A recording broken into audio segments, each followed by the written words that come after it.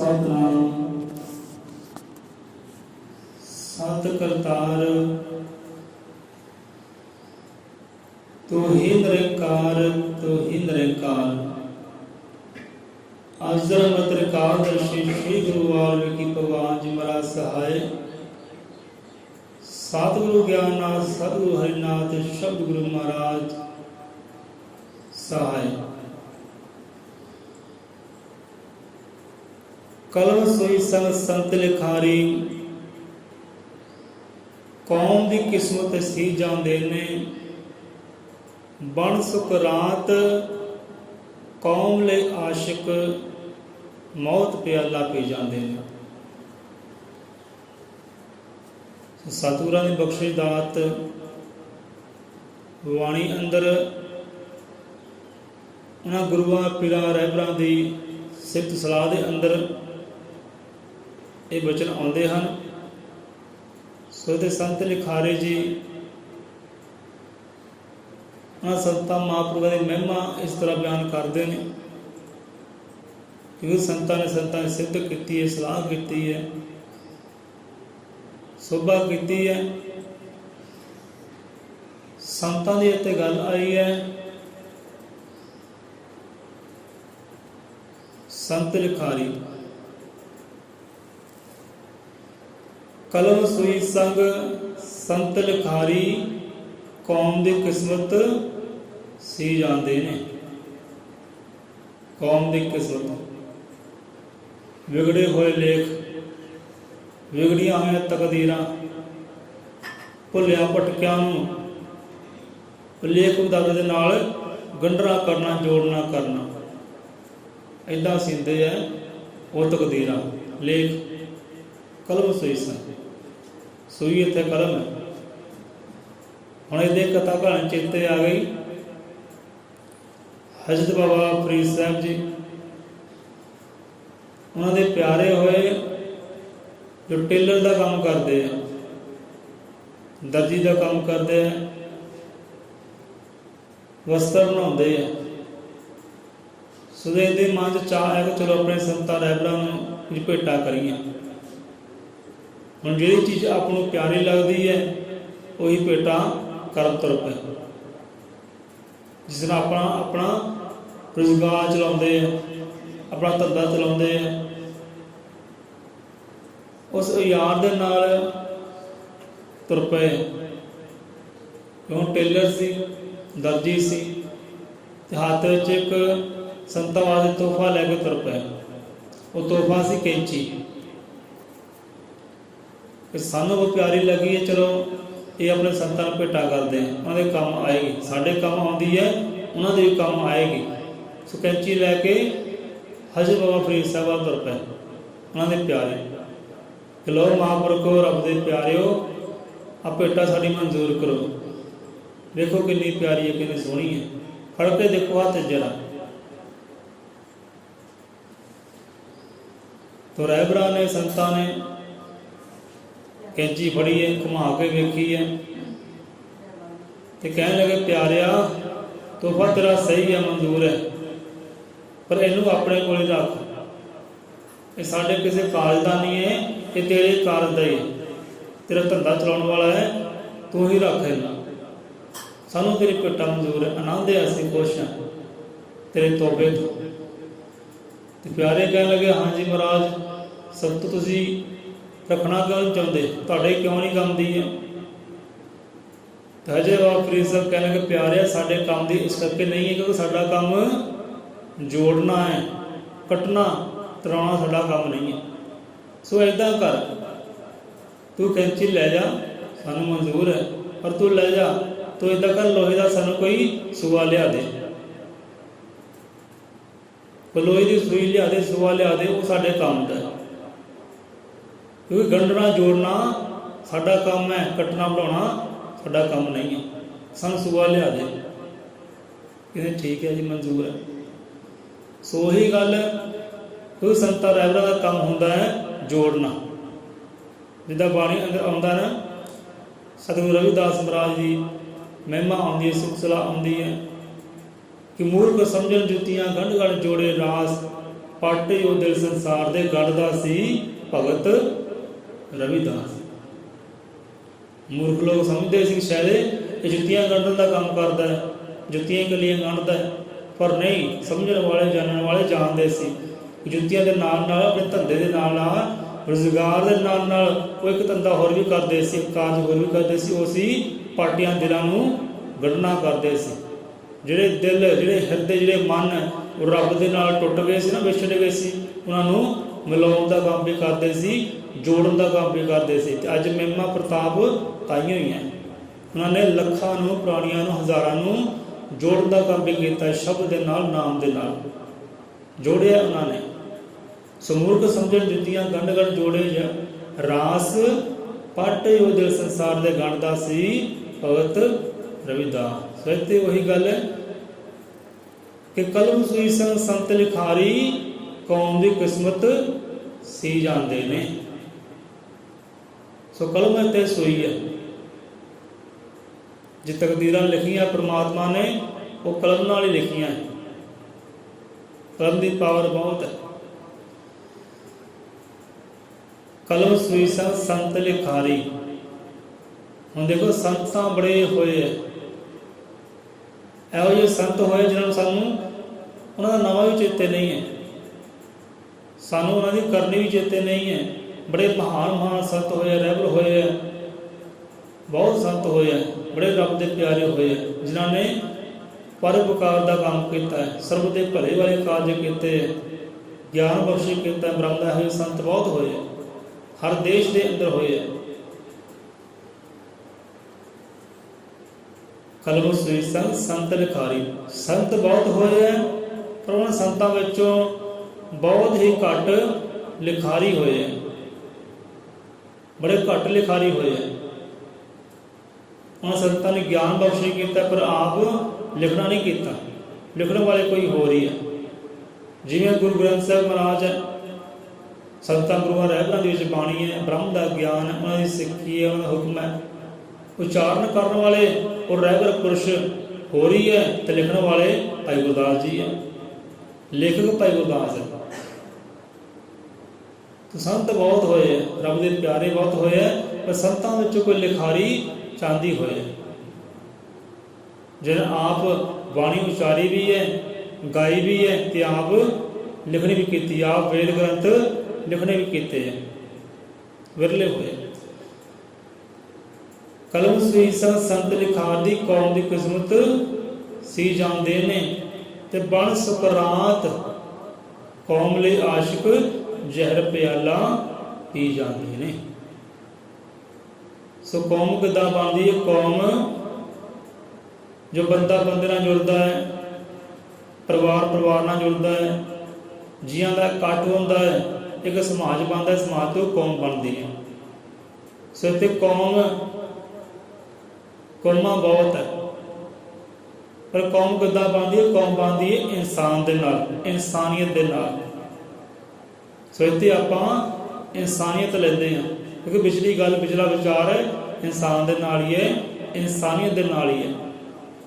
ਸੋ ਇਨਸਾਨੀਅਤ ਦੇ ਨਾਲ ਪ੍ਰੇਮ ਕਰਦਿਆਂ ਹੋਇਆਂ ਉਹਨਾਂ ਆਸ਼ਕਾਂ ਲੋਕਾਂ ਨੇ ਆਪਣੀਆਂ ਜਾਨਾਂ ਵੀ ਵਾਰੀਆਂ ਹੈ, ਕੁਰਬਾਨ ਕੀਤੀਆਂ। ਜ਼ਹਿਰ ਦੇ ਪਿਆਲੇ ਇਨਸਾਨ ਦੇ ਵਾਸਤੇ, ਇਨਸਾਨੀਅਤ ਦੇ ਵਾਸਤੇ ਪੀਣੇ ਕੀਤੇ ਕਿ ਇਨਸਾਨੀਅਤ ਰਹਿ ਜਾਏ। ਜੇ ਧਰਮ ਰਹਿ ਜਾਏ ਨਾ ਦੁਨੀਆ ਉੱਤੇ, ਇਨਸਾਨੀਅਤ ਧਰਮ ਰਹਿ ਜਾਏ। ਇਸ ਕਰਕੇ ਦੁੱਖਾਂ ਨੂੰ ਪੀਣਾ ਕੀਤਾ, ਜ਼ਹਿਰ ਪਿਆਲੇ ਪੀਣੇ ਕੀਤੇ ਇਹੋ ਜਿਹੇ ਰਹਿਬਰਾਂ ਨੇ, ਸੰਤਾਂ ਨੇ। ਸੋਨਾ ਵਿੱਚ ਹੋਇਆ ਇੱਕ ਸੁਕਰਾਤ, ਸੁਕਰਾਤ ਹੋਏ। ਸੁਬਾਣੀ ਅੰਦਰ ਆਪਾਂ ਪੜ੍ਹਿਆ ਵਿਚਾਰਿਆ, ਦੋ ਜਗ੍ਹਾ ਤੇ ਜ਼ਿਕਰ ਆਉਂਦਾ ਉਹਨਾਂ ਦਾ। ਇੱਕ ਜਗ੍ਹਾ ਤੇ ਸਤਿਗੁਰੂ ਗਿਆਨਨਾਥ ਮਹਾਰਾਜ ਜੀ ਨੇ ਸੰਤ ਪੂਰਨਾਥ ਨੂੰ ਕਹਿਣਾ ਕੀਤਾ ਕਿ ਪੂਰਨਾਥਾ ਆਪਣੇ ਅੰਦਰ ਦੇ ਸੁਕਰਾਤ ਨੂੰ ਜਗਾ, ਕਿ ਆਪਣੇ ਅੰਦਰ ਦੇ ਸੁਕਰਾਤ ਨੂੰ ਜਗਾ, ਤੂੰ ਵੀ ਲਿਖਾਰੀ ਬਣ, ਗਿਆਨੀ ਬਣ, ਵਿਦਵਾਨ ਬਣ, ਤੇ ਜੋੜ ਟੁੱਟਿਆ ਭੱਜਿਆ ਨੂੰ ਰੱਬ ਦੇ ਨਾਮ ਦੇ ਨਾਲ ਜੋੜ। ਤੂੰ ਇਹ ਕਾਰਜ ਕਰ, ਅੰਦਰਲੇ ਸੁਕਰਾਤ ਨੂੰ ਜਗਾਉਣਾ ਕਰ, ਬੜ ਸੁਕਰਾਤ, ਤੂੰ ਵੀ ਸੁਕਰਾਤ ਬਣ। ਤੇ ਅੱਗੇ ਆ ਕੇ ਸੰਤ ਪੂਰਨਾਥ ਲਿਖਾਰੀ ਜੀ ਨੇ ਖੁਦ ਆਪ ਨਾਲ ਸਿੱਧੂ ਕੀਤੀ, ਵਡਿਆਈ ਕੀਤੀ ਹੈ ਕਿ ਕਲਮ ਸੂਈ ਸੰਗ ਸੰਤ ਲਿਖਾਰੀ ਕੌਮ ਦੀ ਕਿਸਮਤ ਸੀ ਜਾਂਦੇ ਨੇ, ਬਣ ਸੁਕਰਾਤ कौम ਲਈ ਆਸ਼ਿਕ, ਉਹ ਵੀ ਆਸ਼ਿਕ ਹੋਏ ਆ, ਕੌਮ ਦੇ ਹੋਏ ਆ, ਇਨਸਾਨੀਅਤ ਦੇ ਹੋਏ ਆ, ਇਨਸਾਨੀਅਤ ਧਰਮ ਦੇ ਆਸ਼ਿਕ ਹੋਏ ਆ, ਰੱਬ ਦੇ ਆਸ਼ਿਕ ਹੋਏ ਆ। ਬਣ ਸੁਕਰਾਤ ਕੌਮ ਲਈ ਆਸ਼ਿਕ ਜ਼ਹਿਰ ਪਿਆਲਾ ਪੀ ਜਾਂਦੇ ਨੇ। ਹੁਣ ਸੁਕਰਾਤ ਜੀ ਦਾ ਉਹ ਦੇਖੋ ਸੰਤ ਵੀ ਹੋਏ ਆ, ਲਿਖਾਰੀ ਵੀ ਹੋਏ ਆ, ਗਿਆਨੀ ਵੀ ਹੋਏ ਆ, ਕੁਰਬਾਨੀ ਵਾਲੇ ਵੀ ਹੋਏ ਆ। ਉਹਦੇ ਸੂਬਿਆਂ ਵਾਲਾ ਵੀ ਕਿਰਦਾਰ ਨਿਭਾਉਣਾ ਕੀਤਾ ਉਹਨਾਂ ਨੇ। ਹੁਣ ਦੇਖੋ ਲਿਖਾਰੀ ਹੋਏ ਆ ਤੇ ਉਹਨਾਂ ਨੇ ਆਪਣਾ ਕੋਈ ਗ੍ਰੰਥ ਨਹੀਂ ਲਿਖਣਾ ਕੀਤਾ। ਗਿਆਨੀ ਹੋਏ ਆ, ਵਿਗਿਆਨੀ ਹੋਏ ਆ, ਆਪਣਾ ਗ੍ਰੰਥ ਨਹੀਂ ਲਿਖਣਾ ਕੀਤਾ। ਜੇ ਮਹਾਤਮਾ ਬੁੱਧ ਜੀ ਉਹਨਾਂ ਨੇ ਆਪਣਾ ਕੋਈ ਗ੍ਰੰਥ ਲਿਖਣਾ ਕੀਤਾ ਨਹੀਂ। ਸਿੱਖਿਆ ਤਾਂ ਬਹੁਤ ਉਹਨਾਂ ਦੀ ਲੰਬੀ ਹੈ, ਡੂੰਘੀ ਹੈ, ਪਰ ਆਪਣਾ ਕੋਈ ਵੇਦ ਗ੍ਰੰਥ ਲਿਖਣਾ ਨਹੀਂ ਕੀਤਾ। ਸੋ ਇਹੋ ਜਿਹੇ ਵਿਰਲੇ ਜਿਨ੍ਹਾਂ ਨੇ ਆਪ ਬਾਣੀ ਉਚਾਰੀ ਵੀ ਹੈ ਅਤੇ ਆਪ ਲਿਖਣੀ ਵੀ ਕੀਤੀ, ਆਪਣੇ ਵੇਦ ਗ੍ਰੰਥ ਲਿਖਣੇ ਵੀ ਕੀਤੇ, ਇਹੋ ਜਿਹੇ ਵਿਰਲੇ ਹੀ ਹੈ। ਸੋ ਅੱਜ ਦਾ ਵਿਚਾਰ, ਅੱਜ ਦਾ ਜੀਵਨ ਕਥਾ ਕਹਾਣੀ ਉਹਨਾਂ ਸੰਤਾਂ ਦੇ ਨਾਮ ਉੱਪਰ ਹੀ ਹੈ। ਸੁਕਰਾਤ ਆਉਂਦਾ ਇੱਕ ਜਨਮ ਉਹਨਾਂ ਦਾ 469 ਵਿੱਚ ਜਨਮ ਆਉਂਦਾ ਉਹਨਾਂ ਦਾ, ਤੇ ਯੂਨਾਨ ਦੇਸ਼ ਦੇ ਹੋਏ। ਏਤਾਂਸ ਨਗਰ ਆਉਂਦਾ ਹੈ, ਮਹੱਲਾ ਆਉਂਦਾ ਹੈ, ਨਗਰ ਹੋਏਗਾ ਕੋਈ ਯੂਨਾਨ ਦੇ ਵਿੱਚ, ਉੱਥੋਂ ਦੇ ਸੁਕਰਾਤ ਹੋਏ ਆ। ਹੁਣ ਦੇਖੋ ਬੜੇ ਬੜੇ ਇਹੋ ਜਿਹੇ ਪੀਰ ਪੈਗੰਬਰ ਔਲੀ ਹੈ ਜੋ ਭਾਰਤ ਦੇਸ਼ ਦੇ ਨਹੀਂ ਹੋਏ, ਭਾਰਤ ਤੋਂ ਬਾਹਰਲੇ ਹੈ। ਪਰ ਦੇਖੋ ਜਿਹਨਾਂ ਨੇ ਰੱਬ ਦਾ ਨਾਮ ਜਪਿਆ ਹੈ, ਪਰਉਪਕਾਰ ਕੀਤਾ ਹੈ, ਜੋੜਿਆ ਹੈ, ਰੱਬ ਦੇ ਨਾਮ ਨਾਲ ਜੀਵਾਂ ਨੂੰ ਸਰਬ ਦਾ ਭਲਾ ਮੰਗਿਆ, ਇਹੋ ਜਿਹੇ ਕਾਰਜ ਕੀਤੇ ਨੇਕੀਆਂ ਵਾਲੇ, ਤੇ ਪੂਰਾ ਦੇਸ਼ ਜਾਣਦਾ ਹੈ। ਜਨਮ ਭਾਵੇਂ ਜਿੱਥੇ ਮਰਜ਼ੀ ਹੋਵੇ, ਧਰਤੀ ਜਿਹੜੀ ਮਰਜ਼ੀ ਹੋਵੇ, ਪਰ ਸਾਰੇ ਸੰਸਾਰ 'ਤੇ ਉਹ ਫੈਲੇ ਹੋਏ ਆ, ਰੱਬ ਦੀ ਤਰ੍ਹਾਂ ਪੂਜੇ ਜਾਂਦੇ। ਪਰਮਾਤਮਾ ਹੈ, ਹਰ ਦੇਸ਼ ਅੰਦਰ ਪਰਮਾਤਮਾ ਮੰਨਿਆ ਜਾਂਦਾ, ਪੂਜਿਆ ਜਾਂਦਾ। ਇੱਦਾਂ ਹੀ ਸੰਤ ਲਿਖਾਰੀ, ਉਹ ਸੰਤ ਲੋਕ ਵੀ ਇੱਦਾਂ ਹੀ ਆ, ਰੱਬ ਦੀ ਤਰ੍ਹਾਂ। ਪੈਦਾ ਕਿਤੇ ਹੋਇਆ, ਜਨਮ ਕਿਤੇ ਹੋਇਆ, ਤੇ ਪੂਜੇ ਹਰ ਦੁਨੀਆ ਅੰਦਰ ਜਾਂਦੇ। ਯੂਨਾਨ ਦੇਸ਼ ਦੇ ਹੋਏ ਆ ਸੁਕਰਾਤ ਜੀ। ਦੇਖੋ ਸੰਤ ਉਹਨਾਂ ਨੇ ਮਹਿਮਾ ਕੀਤੀ ਹੈ, ਸਿਫਤ ਸਲਾਹ ਕੀਤੀ ਬਾਣੀ ਅੰਦਰ। ਜਿਵੇਂ ਹਜ਼ਰਤ ਈਸਾ ਮਸੀਹ ਹੋਏ ਆ, ਯਰੂਸ਼ਲਮ ਵਿੱਚ ਉਹਨਾਂ ਦਾ ਪੈਦਾਇਸ਼ ਹੋਈ ਹੈ, ਪ੍ਰਗਟ ਹੋਏ ਹੈ। ਯਰੂਸ਼ਲਮ ਕਿੱਥੇ? ਭਾਰਤ ਅੰਦਰ ਹੈ ਹੀ ਨਹੀਂ, ਪਰ ਮੰਨੇ ਜਾਂਦੇ, ਪੂਜੇ ਜਾਂਦੇ। ਮੁਹੰਮਦ ਸਾਹਿਬ ਹੋਏ ਹੈ, ਅਰਬ ਕੰਟਰੀ ਵਿੱਚ ਹੋਏ ਹੈ, ਮੰਨੇ ਸਾਰੀ ਦੁਨੀਆ ਵਿੱਚ ਜਾਂਦੇ। ਇਹੋ ਜਿਹੇ ਬਹੁਤ ਹੈ। ਸੋ ਆ ਜਾਂਦੇ ਉਹਨਾਂ ਦੀ ਕਥਾ ਕਹਾਣੀ ਤੇ। ਹੁਣ ਜ਼ਹਿਰ ਪਿਆਲੇ ਦਾ ਜ਼ਿਕਰ ਇੱਥੇ ਆਇਆ ਹੈ ਕਿ ਬਣ ਸੁਕਰਾਤ ਕੌਮ ਲਈ ਆਸ਼ਿਕ ਜ਼ਹਿਰ ਪਿਆਲਾ ਪੀ ਜਾਂਦੇ ਨੇ। ਕਿਉਂ ਪੀਤਾ ਜ਼ਹਿਰ ਉਹਨਾਂ ਨੇ? ਪਿਛਲੀ ਕਹਾਣੀ ਕੀ ਹੈ? ਦੇਖੋ ਸਮਾਂ ਉਦੋਂ ਵੀ ਇਹੋ ਜਿਹਾ ਸੀ, ਸਮਾਂ ਅੱਜ ਵੀ ਉਹੀ ਹੈ। ਉਦੋਂ ਵੀ ਲੋਕਾਂ ਨੂੰ ਦੱਬਿਆ ਜਾਂਦਾ ਸੀ, ਕੁਚਲਿਆ ਜਾਂਦਾ ਸੀ, ਜ਼ੁਲਮ ਕੀਤਾ ਜਾਂਦਾ ਸੀ, ਅੱਜ ਵੀ ਹੋ ਰਿਹਾ। ਜਿਸ ਕੌਮ ਦੇ ਅੰਦਰ ਪੈਦਾ ਹੋਏ, ਪ੍ਰਗਟ ਹੋਏ ਸੰਸਾਰ ਦੇ ਅੰਦਰ, ਉਹਨਾਂ ਨੇ ਕੌਮ ਦੀ ਹਿੱਤ ਦੀ ਗੱਲ ਕੀਤੀ ਹੈ ਕਿ ਗਿਆਨੀ ਬਣ, ਵਿਦਵਾਨ ਬਣ, ਯੋਧੇ ਸੂਰਮੇ ਬਣ। ਕਿਉਂਕਿ ਯੋਧਾ ਸੂਰਮਾ ਉਹੀ ਬਣਦਾ ਹੈ ਜਿਹਦੇ ਅੰਦਰ ਗਿਆਨ ਹੋਵੇ, ਜਿਹੜਾ ਗਿਆਨੀ ਹੋਵੇ। ਰਾਜਿਆਂ ਮਹਾਰਾਜਿਆਂ ਦਾ ਰਾਜ ਸੀ। ਜਿਹੜੇ ਦੱਬੇ ਲੋਕ ਸੀ ਉਹਨਾਂ ਨੂੰ ਹੋਰ ਦੱਬਿਆ ਜਾਂਦਾ ਸੀ, ਜਿਹੜੇ ਉੱਚੇ ਸੀ ਹੋਰ ਉੱਚੇ ਹੁੰਦੇ ਰਹਿੰਦੇ ਸੀ। ਅੱਜ ਵੀ ਉਹੀ ਕਥਾ ਕਹਾਣੀ ਹੈ। ਦੱਬਿਆਂ ਨੂੰ ਦੱਬਿਆ ਜਾਂਦਾ ਹੈ ਤੇ ਉੱਚਾ ਬੰਦਾ ਹੋਰ ਉੱਚਾ ਹੁੰਦਾ ਹੈ। ਹੁਣ ਦੱਬਲਿਆਂ ਕੁਚਲਿਆਂ ਸਹਾਰਾ ਦੇਖੋ ਰਾਜੇ ਮਹਾਰਾਜੇ ਨਹੀਂ ਬਣੇ, ਸੰਤ ਬਣੇ। ਜਿੰਨੇ ਵੀ ਦਬਲੇ ਕੁਚਲੇ ਲੋਕ ਹੋਏ ਹੈ ਉਹ ਸੰਤਾਂ ਦੇ ਚਰਨਾਂ ਵਿੱਚ ਗਏ, ਰਾਜੇ ਮਹਾਰਾਜੇ ਦੇ ਚਰਨਾਂ ਵਿੱਚ ਨਹੀਂ ਗਏ। ਕਿਉਂਕਿ ਰਾਜੇ ਮਹਾਰਾਜ ਤਾਂ ਆਪ ਨੂੰ ਦੱਬਦੇ ਸੀ, ਕੁਚਲਦੇ ਸੀ, ਜ਼ੁਲਮ ਕਰਦੇ, ਅਤਿਆਚਾਰ ਕਰਦੇ ਸੀ। ਸੋ ਸੰਤ ਸਹਾਰਾ ਹੋਏ ਆ, ਔਰ ਰੱਬ ਦਾ ਨਾਵਾਂ ਸਹਾਰਾ ਹੋਇਆ। ਹੁਣ ਸੁਕਰਾਤ ਜੀ ਹੁਣ ਗਿਆਨ ਸ਼ੁਰੂ ਕੀਤਾ ਉਹਨਾਂ ਨੇ, ਕੌਮ ਦੀਆਂ ਬੱਚਿਆਂ ਨੂੰ ਲਿਆ, ਉਹਨੂੰ ਗਿਆਨ ਦੇਣਾ ਸ਼ੁਰੂ ਕੀਤਾ। ਸਕੂਲ ਖੋਲ੍ਹੇ ਉਹਨਾਂ ਨੇ, ਬੱਚਿਆਂ ਨੂੰ ਗਿਆਨੀ ਬਣਾਇਆ, ਵਿਦਿਆ ਦੇਣ ਲੱਗੇ। ਅਤੇ ਇਹ ਰਾਜੇ ਮਹਾਰਾਜਿਆਂ ਨੂੰ ਕਬੂਲ ਨਹੀਂ ਹੋਇਆ ਕਿ ਇਸ ਕਾਲਜ ਸਾਡਾ ਹੈ, ਅਸੀਂ ਦੇਸ਼ ਦੇ ਰਾਜੇ, ਇਹ ਕਾਲਜ ਸਾਡਾ ਹੈ, ਕਿਹਨੂੰ ਕੀ ਸਿੱਖਿਆ ਦੇਣੀ, ਕਿਹਨੂੰ ਨਹੀਂ ਦੇਣੀ, ਸਾਡਾ ਕੰਮ ਹੈ। भाई तेरा काम नहीं, ज्ञान देना तेरा काम नहीं है, ये कार्य करने तेरा काम नहीं, कार्य करना साडा काम है। बड़िया धमकियां दित्तियां उन्होंने कि तुसीं कार्य छड्डो, पर वो अपने कार्य से लगे रहे, सर्व के भले वास्ते लगे रहे, लोगों को विद्वान बनाने वास्ते, ज्ञानी बनाने वास्ते वो लगे रहे कि सूझबन बन। सो ज्ञान दित्तिया, विद्या उन्होंने दित्ती है, भुलिया भटकिया दबिया लोगों को सहारा दिता है। ये गल राजा ने कबूल ना हुई। हुण कचहरी च बुलाया गया तो कहन लगे भाई अपना जुर्म कबूल कर, जुल्म कबूल कर। तो कहन लगे कि हाँ भी असीं जुल्म तो कोई कीता नहीं, ज्ञान की गल करते हैं, ध्यान की गल करते हैं, इकट्ठ की गल करते हैं, सारे बच्चे एकता हो, प्यार हो, मुहब्बत हो, इस जुर्म वाली किहड़ी गल है? ये जुर्म नहीं है। हम बंदी बनाया गया सुखराम जी को, जेल अंदर डकिया गया क्योंकि सर्व के भले वाली गल करते, सर्व के भले वाला कार्य करते थे। तो राजे महाराज ये मंजूर सॉरी है। अज भी बहुत लोग इहो जिहे हैं जिन्होंने ये कार्य मंजूर नहीं है। जो कोई भले की गल करता है, ज्ञान की गल करता है, विद्या की गल करता है, वो लोगों को मंजूर नहीं है। जो सच हक की गल करता है वो लोगों को मंजूर नहीं है। उदों भी इदा ही से जेल अंदर बंद किया गया। हुण गए सुखराम जी दे कोल, जां तां अपने जुर्म नूं कबूल कर लो, जां मौत कबूल कर लो। वो कहने लगे असी जुर्म किया नहीं, कबूल किदां करिए, असी कबूल करते नहीं।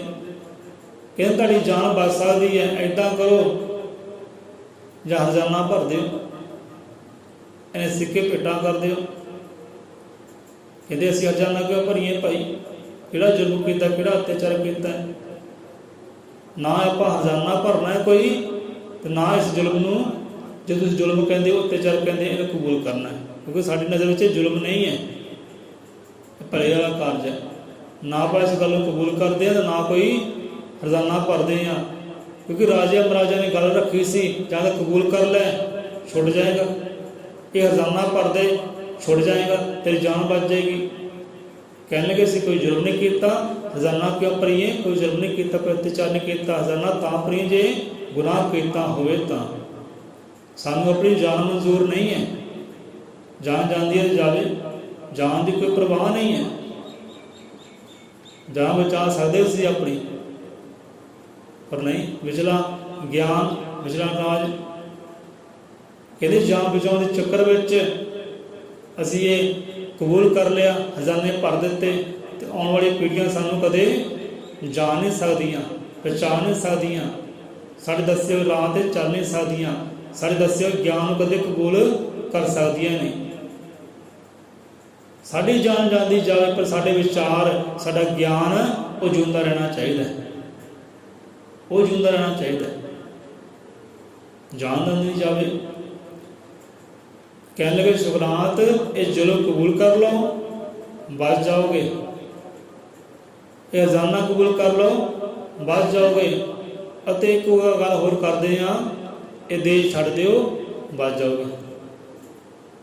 नकारे हो जाओ देश तो, कि होर देश अंदर चले जाओ, ये देश छड्ड दिओ। कहने लगे असी भाई देश भी नहीं छड्डदे, देश छड्ड दिता जां मर गए एक बराबर ही है। हाँ भी यदि गलती होएगी, यदा गुनाह होएगा, ताइयों देश नकारा होया, ताइयों देश नकारा कबूल किया। लोगों ने जानना नहीं, पहचानना नहीं, दसे हुए राह ते चलना नहीं है। असीं देश नकारा भी कबूल नहीं करते। तो सानू फांसी दिओ, साड़ी जान लो, सानू ये मंजूर है। असीं ना हजाना भरते हाँ, ना कबूल करते हैं कि जुल्म किया है, कोई जुल्म नहीं किया, ना देश नकारा होने। कहने लगे जे देश नकारा होंदे आ, मान लो देश छड्ड के चले जाते हैं, तो अगे भी तुहाडे वर्गे हुक्मरान राजे महाराजे बैठे होणगे। जिहड़ी गल अज आपां इत्थे करदे आ सच दी, उत्थे भी जाके आपां गल सच दी करनी है, तो उत्थे जाके भी अत्याचारी बहुत होणगे। तो जे मरना ही है तो इत्थे मरीए, जो उत्थे जाके मरना है सच बोलदे होया, तो सच बोलदे होए क्यों ना इत्थे मरीए, कि दुनिया नूं चेता रहे, साडे ज्ञान नूं पकड़ ले, साड़ी कुर्बानी नूं पकड़ ले। ਇੱਥੇ ਹੀ ਮਰਦੇ ਆ, ਫਿਰ ਅਸੀਂ ਦੇਸ਼ ਨਿਕਾਲਾ ਕਿਉਂ ਹੋਣਾ?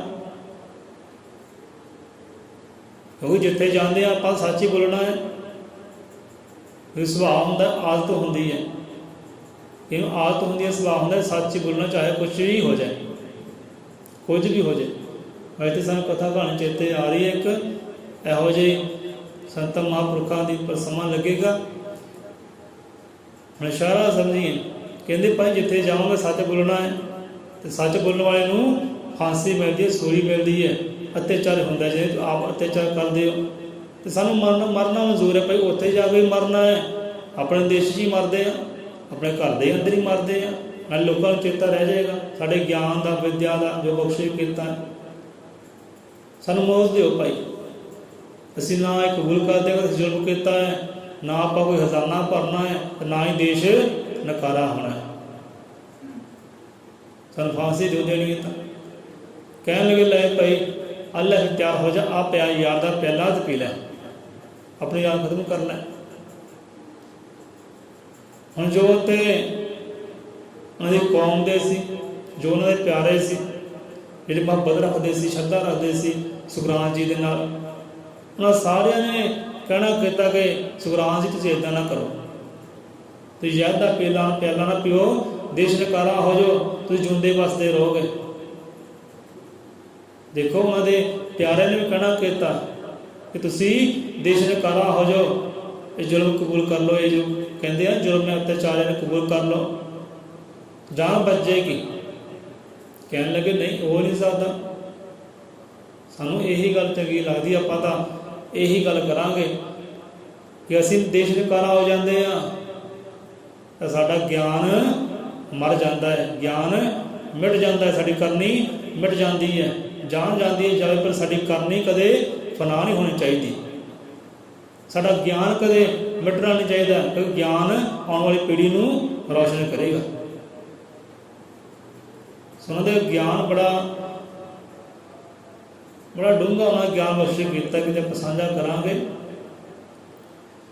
ਸੋ ਬੱਚਿਆਂ ਤੋਂ ਸ਼ੁਰੂ ਹੋਏ ਸੀ, ਉਹ ਬੱਚਿਆਂ ਨੂੰ ਗਿਆਨ ਬਖਸ਼ਿਸ਼ ਕੀਤਾ, ਹੌਲੀ ਹੌਲੀ ਬਿਰਧ ਵੀ ਆਏ, ਨੌਜਵਾਨ ਵੀ ਆਏ, ਪੂਰਾ ਕਾਫਲਾ ਹੋ ਗਿਆ, ਕੌਮ ਆ ਗਈ।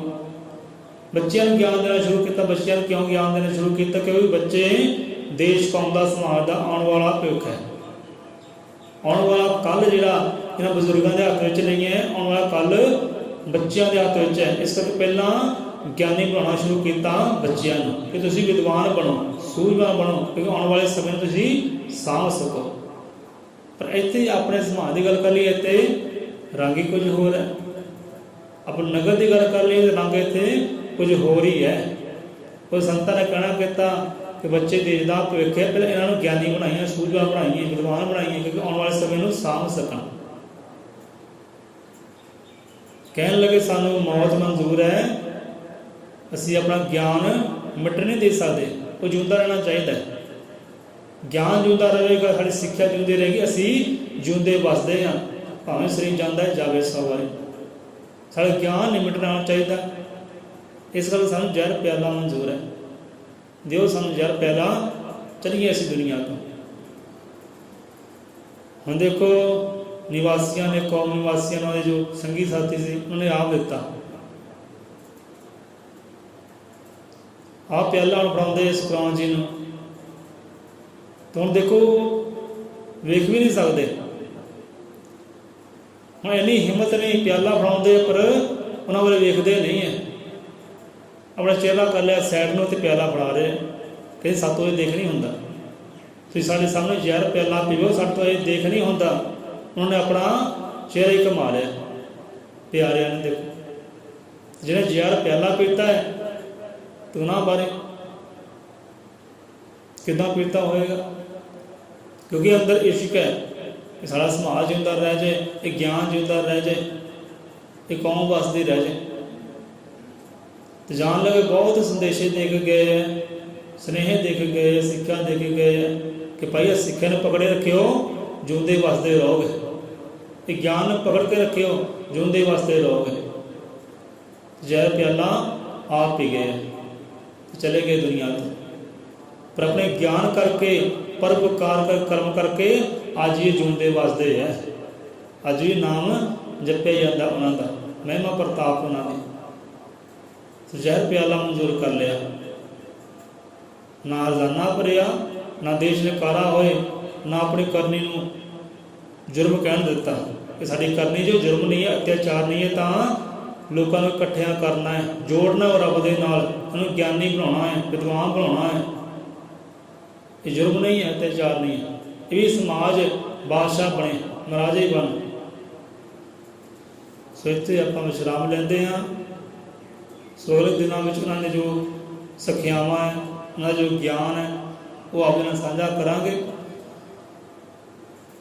कलम सूई संग संत लिखारी, कौम की किस्मत सी जाते ने, बण सुकरात कौम ले आशिक, जहर प्याला पी जाते ने। जहर का प्याला पीता है वो भी अपने वास्ते नहीं पीता, कोई कौम वास्ते पीता है, इंसान वास्ते पीता है, इंसानियत धर्म वास्ते पीता है कि इंसानियत धर्म रह जाए, सच रह जाए, हक रह जाए। जो किया है सच किया, झूठ नहीं किया, वो सच रह जाए, सच वास्ते पीता है। जहर प्याला सच वास्ते पीता है, जो करनी की है ना वो सच ही की है। जो लोगों नहीं मंजूर, सानू प्याला मंजूर है पर उस सच झूठ कर दईए, ये नहीं आप कर सकते। हुण देखो कोई पित्तल है, तांबा है, तुहानू तुहाडे वास्ते सोना है, पित्तल है, सोना है। हुण सोने नूं कोई कही जाए तांबा है, लै तू गल मंजूर करे, सोना नहीं है तांबा है। हम तुहानू पता है सोना है, दूजा कहे कि भाई तू सोना मैं कहा है, इन्हें तांबा का है, तो तुसी ये गल मंजूर कर लोगे? भाई यार सोना सोना ही है ना, तांबा कदा कह देंगे? तांबा आप कह नहीं सकते। जे सोना है तो सोना ही है, जे तांबा है तांबा है। तांबे नूं तांबा कह सकते हैं, पित्तल नूं पित्तल कह सकते हैं, पित्तल नूं सोना नहीं कह सकते, सोने नूं तांबा नहीं कह सकते। इदां ही है, जो करनी की है वो सच की है, तो सच नूं सच ही कहांगे, झूठ आपां कह नहीं सकते। जो सच नूं झूठ कह दे वो सिरे का मूर्ख कह सकते आपां। जो सच नूं झूठ ही कही जाए वो मूर्ख इंसान है। कहते जो करने की सच की, आप झूठ हुण कह नहीं सकते। जहर प्याला दिओ चलिए दुनिया तो जहर प्याला पीता कि सच रह जाए, इंसानियत रह जाए, वो हक रह जाए। जहर प्याला सानू मंजूर है, क्योंकि जिसम जाएगा 100 बार जाए, पर साडा ज्ञान जिंदा वसदा रहना चाहिए, साड़ी सिक्खी जिंदी वसदी रहनी चाहिए, इंसानियत वसदी रहनी चाहिए, सच दुनिया ते रहना चाहिए। तो सच ही हमेशा रहा है। सच वास्ते हक वास्ते उन्हें संतां रहबरां जहर के प्याले भी ग्रहण कर ले। सो इत्थे आप लेंदे हां विश्राम। कलम सूई संग संत लिखारी, कौम की किस्मत सी जाते ने, बण सुकरात कौम ले आशिक, जहर प्याला पी जाते ने। सो इदा संतां ने संतां की महिमा गाई है, शोभा गाई है। रहने वाले कितों दे है तो गल्लां बातां किते हो रही हैं, शोभा किते हो रही है, क्योंकि उन्होंने नाम जपिया है, जोड़न की गल की है, जोड़िया है। जो जोड़न का काम करते हैं वो रब के घर भी प्रवान होंगे हैं, तो दुनिया अंदर भी प्रवान होंगे, मन्ने जाते, पूजे जाते, भावें रहने वाले किते दे हो। सो सिक्ख्या नहीं उन्होंने जीवन तो भाई तुसीं कारज करना है, जोड़न का करियो, फिर तोड़न का कारज ना करियो। गल करनी है सच की करियो, हक की करियो, झूठ की गल ना करियो, क्योंकि सच रहना चाहिए। जान जाती है तो सवर जाए। बोले 100 रुपए अजर पत्रिकाल दर्शी लेख दाता, सतगुरु वाल्मीकि दयावान जी की जय, संता भगतां की जय, देवी देवती की जय, सतगुरु दे श्रद्धालुआं दी सदा सदा संसार चो जय।